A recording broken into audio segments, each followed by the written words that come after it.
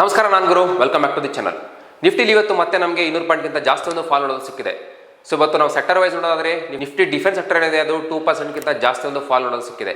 ಹಾಗೆಯೇ ನಿಫ್ಟಿಯ ಎಲ್ಲ ಸೆಕ್ಟರ್ಗಳು ಏನಿದೆ ಒಂದು ನಮಗೆ ನೆಗೆಟಿವ್ ಅಲ್ಲಿ ಕ್ಲೋಸ್ ಆಗಿದೆ. ಸೊ ಬನ್ನಿ ನಾವು ನಿಫ್ಟಿಯ ಟಾಪ್ ಗೇನರ್ ಟಾಪ್ ಲೂಸರ್ನ ನೋಡಿಕೊಂಡು ನಿಫ್ಟಿಯ ಚಾರ್ಟ್ ಬಗ್ಗೆ ಡಿಸ್ಕಸ್ ಮಾಡೋಣ. ಟಾಪ್ ಗೇನಲ್ಲಿ ನಮಗೆ NTPC ಇದೆ, ಟೈಟಾನ್ ಇದೆ, doctor Reddy, HDFC life, Bajaj Finserv.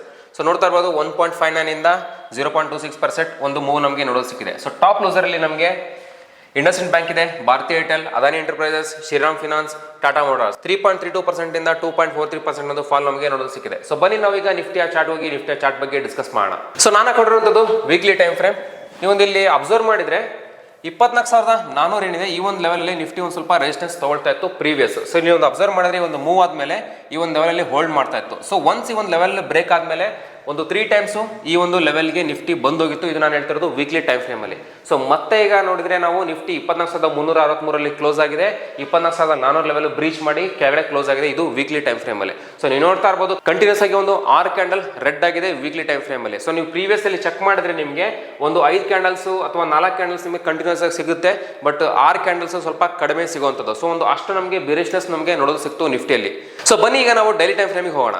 So ಈಗ ನೀವು ನೋಡ್ತಾ ಇದ್ರೆ daily time frame. So daily time frame ಅಲ್ಲಿ ಒಂದು ಅಬ್ಸರ್ವ್ ಮಾಡಿ 24,200 ಈ ಒಂದು ಪಾಯಿಂಟ್ ಏನಿದೆ, ಈ ಒಂದು ಪಾಯಿಂಟ್ ಅಲ್ಲಿ ಒಂದು ನಿಫ್ಟಿ ಸಪೋರ್ಟ್ ತಗೊಳ್ತಾ ಇದೆ. ಇಲ್ಲಿ ನೋಡ್ತಾ ಇರಬಹುದು ಈ ಒಂದು ಲೆವೆಲ್ ತುಂಬಾ ಹಾಲ್ಟ್ ಮಾಡಿ ಒಂದು ನಮಗೆ ಬ್ರೇಕ್ಔಟ್ ನೋಡೋದು ಸಿಕ್ಕಿತ್ತು. ಸೊ ಮತ್ತೆ ಈಗ ನಿಫ್ಟಿ 24,200 ಲೆವೆಲ್ ಬರ್ತಾ ಇದೆ. ಈ ಒಂದು ಲೆವೆಲ್ ಸೋಮವಾರ ಒಂದು ಹೋಲ್ಡ್ ಮಾಡುವಂತ ಚಾನ್ಸಸ್ ಇರುತ್ತೆ. ಈ ಒಂದು ಲೆವೆಲ್ ಬ್ರೀಚ್ ಆದ್ರೆ ನಮಗೆ ರೌಂಡ್ ಫಿಗರ್ ಏನಿದೆ 24,000 ಈ ಒಂದು ಲೆವೆಲ್ ವರೆಗೂ ನಿಫ್ಟಿ ನಮಗೆ ಹೋಗ್ಬೋದು.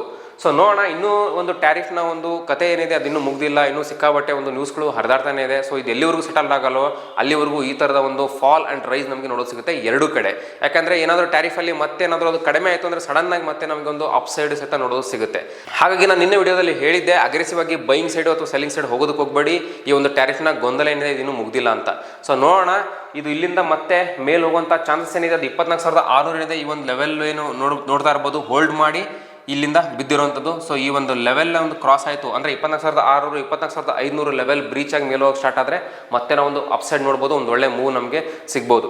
ಬಟ್ ಸ್ಟಿಲ್ ಒಂದು ನೆಗೆಟಿವ್ ಸೆಂಟಿಮೆಂಟ್ ಕಾಣ್ತಾ ಇದೆ. ವೀಕ್ಲಿ ಟೈಮ್ ಫ್ರೇಮಲ್ಲಿ ಸಹಿತ ಒಂದು ನೆಗೆಟಿವ್ ಸೆಂಟಿಮೆಂಟ್ ಅಲ್ಲಿ ಕ್ಲೋಸ್ ಆಗಿದೆ.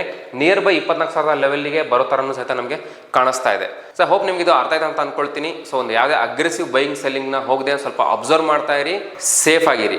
ನಿಮ್ಗೆ ಏನಾದರೂ ಸ್ಟಾಕ್ ಮಾರ್ಕೆಟಲ್ಲಿ ಇಂಟ್ರೆಸ್ಟ್ ಇದ್ದು ಸ್ಟಾಕ್ ಮಾರ್ಕೆಟ್ನ ಕಲಿಬೇಕು ಅನ್ನೋ ಆಸಕ್ತಿ ಇತ್ತು ಅಂದರೆ ನೀವು ನಮ್ಮನ್ನು ಕಾಂಟ್ಯಾಕ್ಟ್ ಮಾಡ್ಬೋದು. ಹಾಗೆ ನಮ್ಮ ಆಫೀಸ್ಗೂ ನೀವು ವಿಸಿಟ್ ಮಾಡ್ಬೋದು. ನಮ್ಮ ಆಫೀಸು ರಾಜಾಜಿನಗರಲ್ಲಿ ಲೊಕೇಟ್ ಆಗಿದೆ.